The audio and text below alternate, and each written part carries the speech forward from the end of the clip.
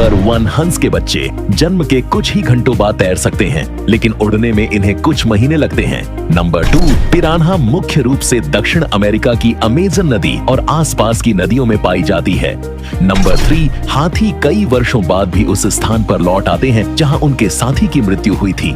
Number 4, कुत्ते अपने मालिक के प्रति बेहद वफादार होते हैं और कई बार अपनी जान तक जोखिम में डाल देते हैं। नंबर 5, रेड पांडा हिमालय के ठंडे जंगलों में रहता है, खासकर नेपाल, भारत, भूटान और चीन में पाया जाता है।